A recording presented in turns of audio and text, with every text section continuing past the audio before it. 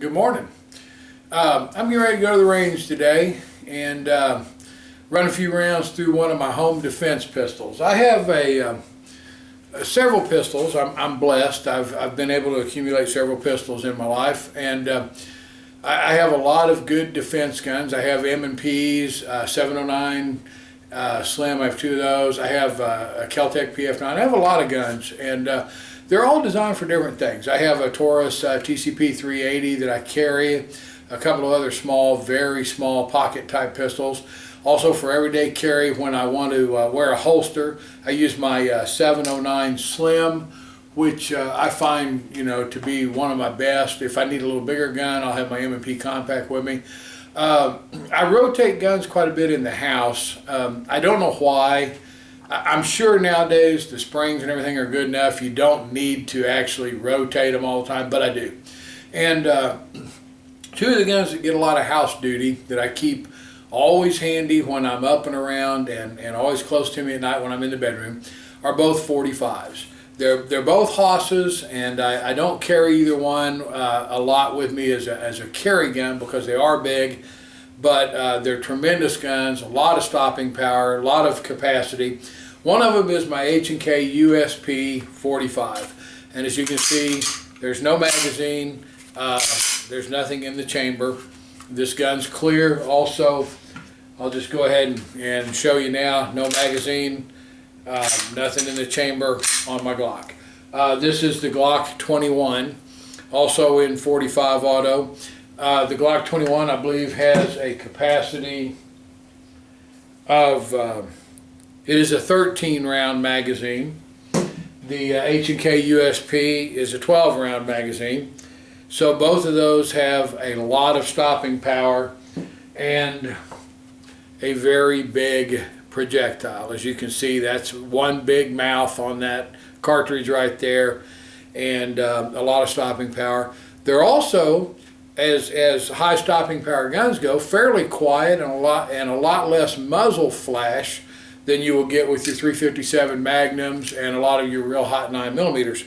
So there's a lot going for these. The recoil's crisp, but it's not unmanageable even for a person of moderate experience. I mean, it's not a beginner's gun, but it's certainly nothing like a full-powered 10mm or 357 Magnum. And like I say, a lot less noise, a lot less flash. So it's a very good home defense gun. Both of these see a lot of duty with me. Now the USP does have, again, I'll show you, it is clear. The USP does have a rail. This is a proprietary rail. I believe that the newer ones may have went to more of a universal rail. But anyway, this is a proprietary rail. I have a light that was made just for this gun. But that is a factor if you're picking one of these up, to remember that you'll have to find a light that's made to fit this gun. There's not a lot of generic ones that will. The Glock is an older Gen 2 and does not have a rail at all. Boys had a lot of rounds shot through this.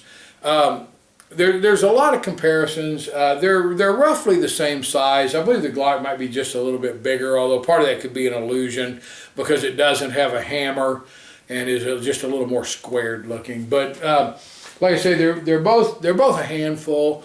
Today I'm going to focus on the USP at the range. It's the gun I'm using right now for home defense. I'm going to go out and shoot it. Hopefully it'll shoot well today. And then I'll be back on. I'm going to show you how to break it down. Good morning. I'm out at the range today. It's kind of a nice cloudy day, but it's nice and cool and comfortable. I brought one of my home defense guns out. I get a lot of questions about, what do I use around the house and what do I think is a good home defense gun. And one of my favorites, this gun is clear, for around the house and home defense is a 45 caliber. I don't carry a 45 a lot, but I do like them for around the home. I think it's a very good caliber. Something I threw together I thought was kind of interesting. Get a quick plug in here. I get tired of changing holsters and things out at the range, and I'm out at the range a lot, so I put together a long belt, no buckle, single layer. It's about 1/8 of an inch thick. It's a real heavy belt, and it's just all Velcro. And I thought, for the range, I thought I'd just throw that together. And then I took one of my Rangemaster holsters, which I make a lot of. They're just kind of universal. They're big. They're certainly not for, you know, they wouldn't be for everyday carry because they fit a little loose, so they'll fit a lot of different guns. And I put a clip on the back of it so I can just snap it on and off. And as you can see, it'll even hold this big old H&K 45. This is a H&K USP 45. Actually a gun I really like, and but like I say, it's just a little big for me for everyday carry, but it's got a nice rail. It does take it dedicated on this one, a proprietary light, but I have one for it. It's a hammer gun, and then it has the safety, and also has the decocker on it, which I kind of like. If you're going to have a hammer, I'm a big fan of the decocker. I'm going to show you how to take this apart and give you a lot of thoughts on it. I'm going to shoot a little bit at the silhouettes. But anyway, like I say, I got to thinking about that, and I thought, why in the world not make myself something that's a little quicker and a little easier than the inside the waistband, or having to undo my belt and put it back on. So anyway, if anybody's interested in one of these, I make you one of these real cheap. Make you a Rangemaster with a clip on it instead if you want. Or, I mean, obviously this would work with belt slots, belt loops. You could use it with a ton of different holsters. But anyway, if you shoot a lot at the range, a little belt like this would be pretty handy. And I imagine one of them would be 25, 30 bucks. They're, like I say, they're very heavy duty. They're better than anything you'd get in a department store. This one's 2 inches wide and about 1/8 of an inch thick, but it's still, like I say, be a lot cheaper than the double layer concealed carry belt that I make. Plus, you wouldn't care as much about scratching it up.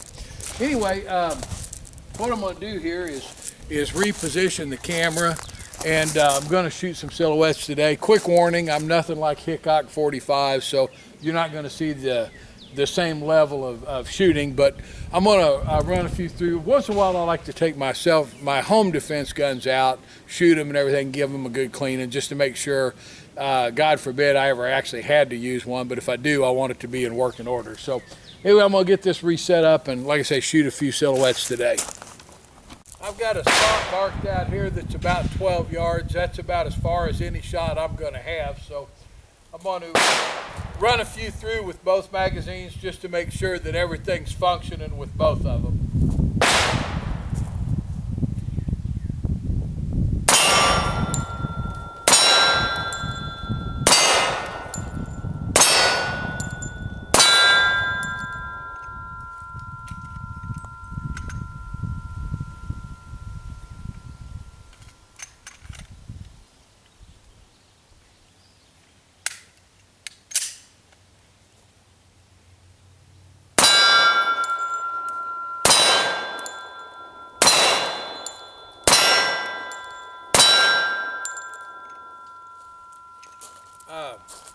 That was 5 rounds out of each. I'm going to reload them. I usually just shoot, 4 or 5 rounds at a time, just to kind of save a little bit on the ammo, with the ammo being so short right now.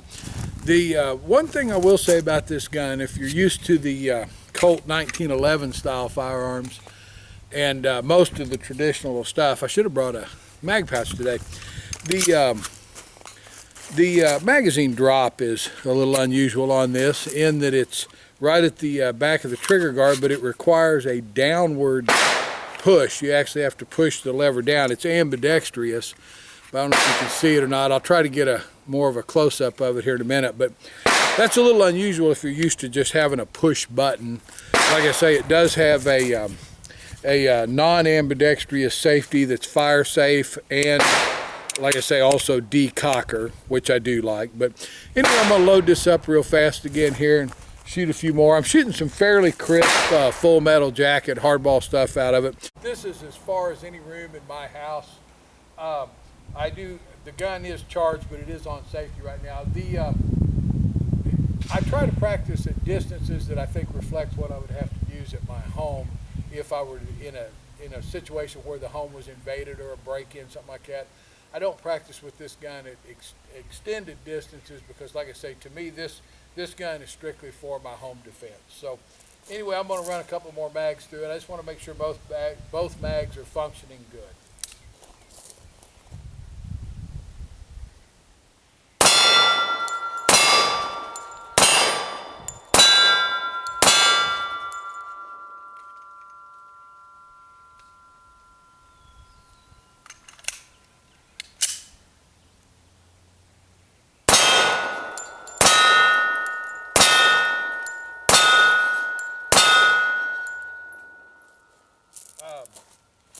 H&Ks are kind of pricey, and like I say, a little big, a little bit old school on some of their construction, but as you can see, the thing just feeds great. I'm probably going to run another box or two through it, but like I say, I'm going to go ahead and shut the camera down just to save a little bit of battery, as I may try to do something else, and I'm definitely going to try to show you how to take it apart. So anyway, great gun, tremendous gun for home defense. Like I say, big bore, tames the recoil, high capacity. I think these hold, let me see here. They're 12 round magazines plus one in it, so you're going to have 13 rounds if you don't reload, 25 if you got your extra magazine with you. I mean, you know, if you got a situation in your home where you need more than 25 rounds, you got a lot of problems. So anyway, I'm going to get this shut down. I'm going to run a few more rounds through it, like I said, just to make sure both mags are working good, everything. Then when I get home, I'll give it a good cleanup. But I'm also going to kind of show you how to take it apart. It's a pretty simple gun to take apart. I'm going to come down to the drop plates and shoot the H&K USP 45 at 10 yards. Just like I say, again, just kind of practicing home defense distances with it.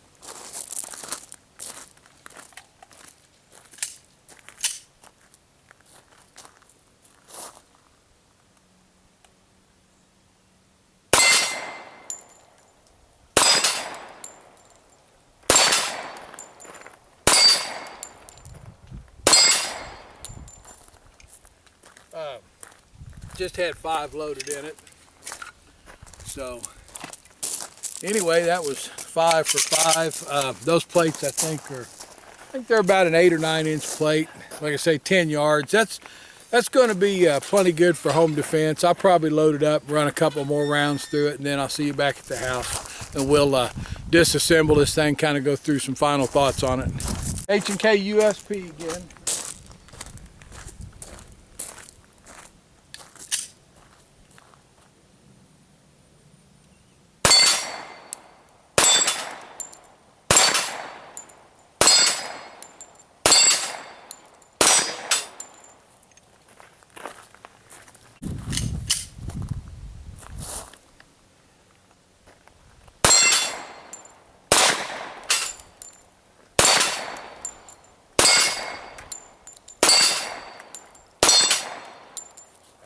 As you can see, that's quite an accurate weapon. It's pleasant shooting.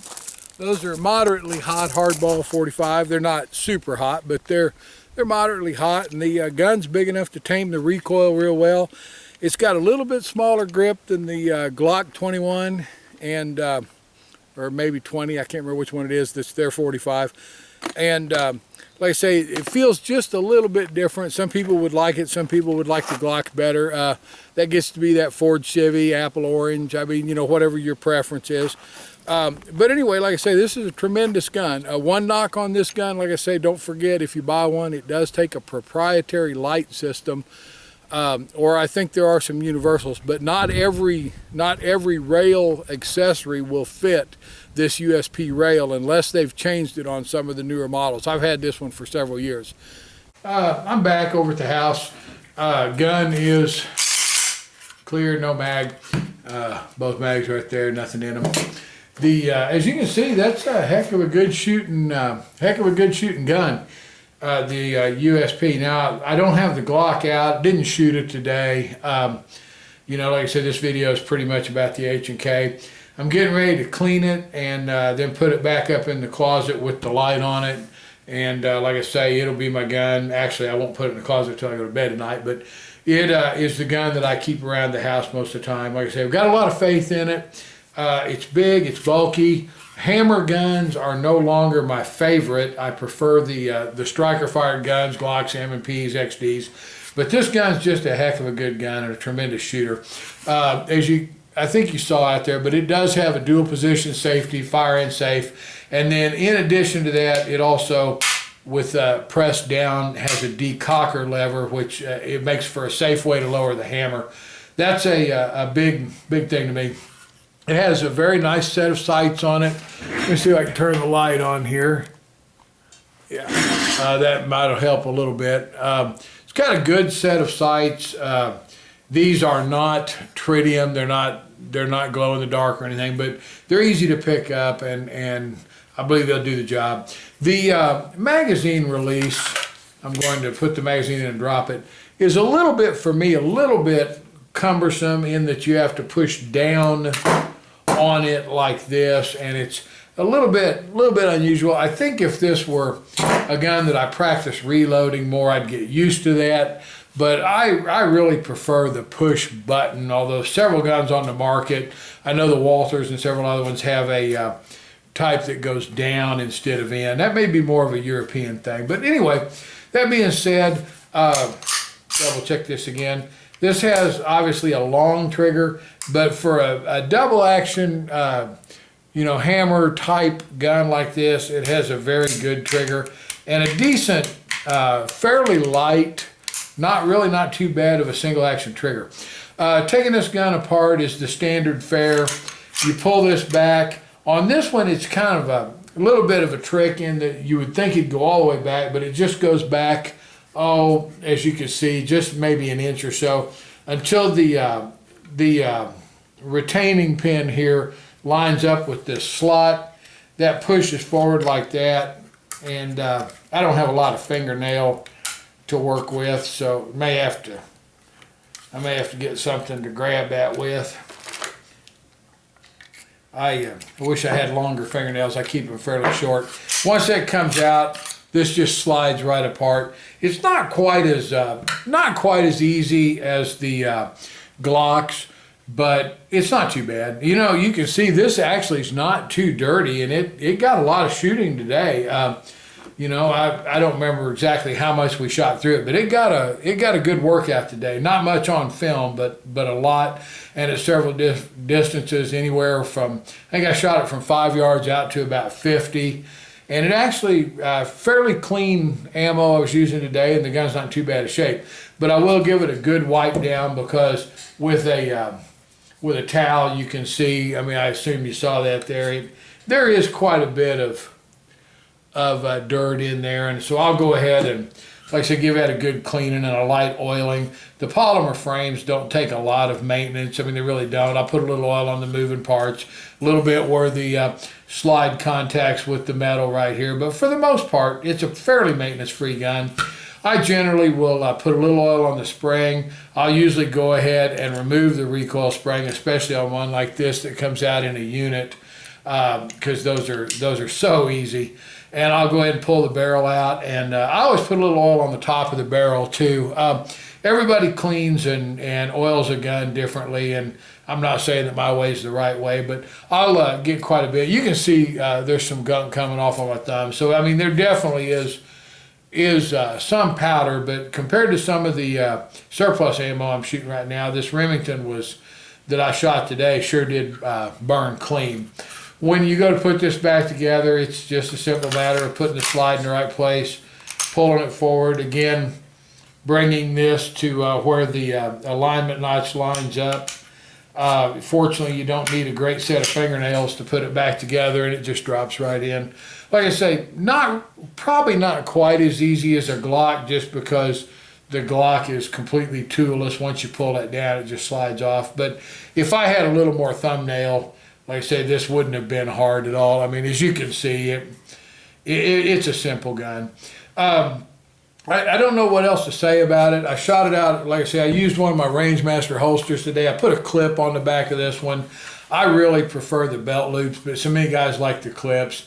And I used a belt that I threw together that's all Velcro. If you want something easy for the range, like I say, let me know. I'll make you one of those.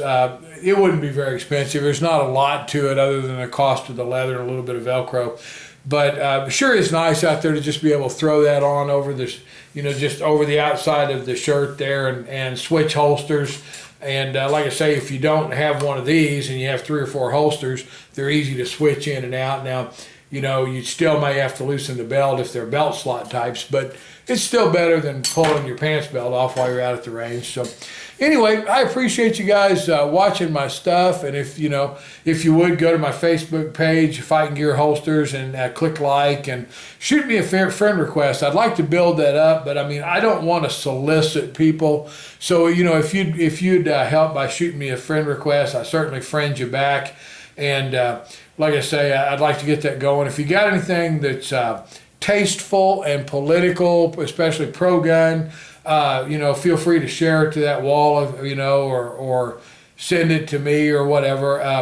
I think we're in some tough times right now, and gun owners need to band together and make sure that we don't get forgot in the current political thing. I mean, everybody seems to be represented except the conservative Christian gun owner, and they seem to be kind of being left out. So let's all, be sure we get represented at the voting booths. Anyway, thank you a lot for watching my stuff, and I'll see you back soon.